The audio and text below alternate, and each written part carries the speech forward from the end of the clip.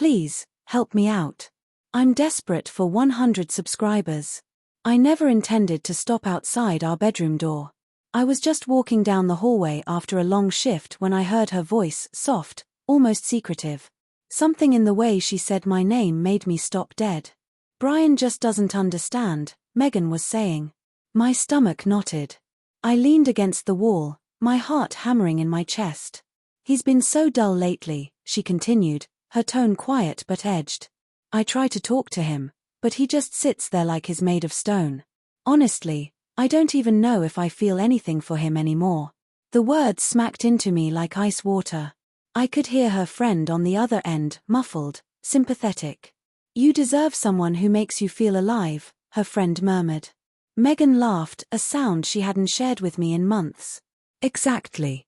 Sometimes I think about just leaving. Starting over with someone who actually listens. My throat tightened. She wasn't yelling. She wasn't upset. She was calm, too calm, like this wasn't a new thought at all. I wanted to storm in and demand answers. I wanted to shout, to cry, to do anything except stand there frozen. But I didn't. I turned around, grabbed my coat off the rack, and walked straight out of the house. The night air was cold, but it was easier to breathe out there than listen to one more word. I wandered through the silent streets, her voice looping in my mind. Boring. Doesn't get it. Doesn't listen. By the time I reached the park, my hands were shaking. I thought about every overtime shift I'd pulled to keep her stable. Every date I tried to plan. Every time I asked if she was okay and heard nothing but an empty "I'm fine." And now this, finding out she wasn't fine at all. And worse, she told someone else before telling me. I sat on a bench under the street lamp, staring down the empty walkway. Something inside me shifted. I didn't know if it was anger or heartbreak. Maybe both. But I knew one thing, I couldn't walk back in and pretend nothing happened. When I finally returned home, the house was quiet except for the low hum of the heater. Megan was on the couch, scrolling on her phone. She looked up when I came in, her face flickering from surprise to mild annoyance. "Where did you go?" she asked, setting her phone aside. I hung up my coat slowly, keeping my tone steady. "Out." She frowned. "Out where? It's almost midnight." I held her gaze. For a moment, neither of us spoke. Then I said, softly, "I heard you." Her eyebrows knit together. "Heard me what?" "Talking," I said. "I heard everything you said about me. How I'm boring. How you're not sure you feel anything for me anymore." The color drained from her face. You were listening?" "I didn't mean to," I said. But once I heard my name, I couldn't just walk away. Megan stood up, folding her arms in defense. "It was just venting. Everyone vents to their friends. It doesn't mean what?" I cut in, my voice sharper. "That you've thought about leaving? That you'd rather confide in someone else than your own husband?" She winced but didn't back down. "You don't understand, Brian.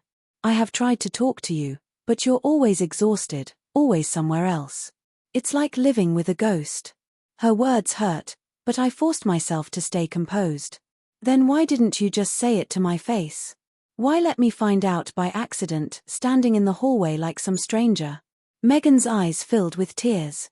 "Because I didn't want to start a fight," she whispered. "I didn't want you to think I don't love you. I miss feeling close to you. I miss feeling seen." The anger in my chest clashed with a deeper ache. She was hurting too, but hearing it this way didn't make the betrayal any softer.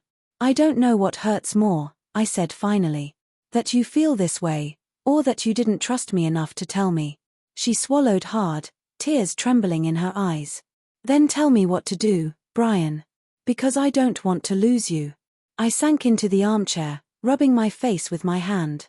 "I don't have an answer," I admitted. "All I know is something cracked tonight, and I don't know if it can be repaired." Megan slowly sat down, her fingers laced tightly. "Then let me try," she said, her voice shaking. "Let me fix this. I don't care if we have to start from the ground up. I just want us again." Her words were heavy, but the wall between us didn't suddenly disappear. "Do you understand what that really means?" I asked quietly. Because this isn't just about saying sorry. It's about proving every single day that you still choose this marriage. Not only when it's convenient.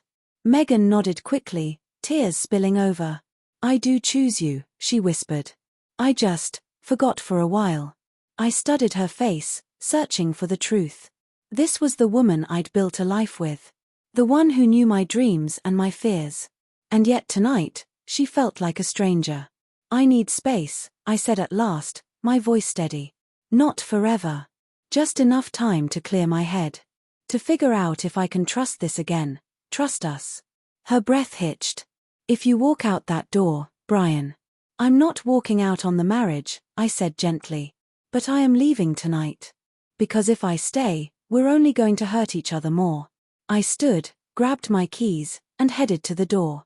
Megan remained on the couch, shoulders shaking as she cried. Please come back, she whispered, barely loud enough for me to hear.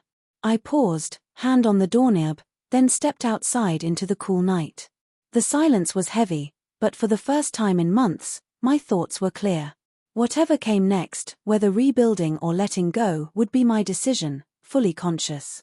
As I walked toward my car, I realized I wasn't just leaving the house, I was leaving behind the version of myself who had been sleepwalking through our marriage.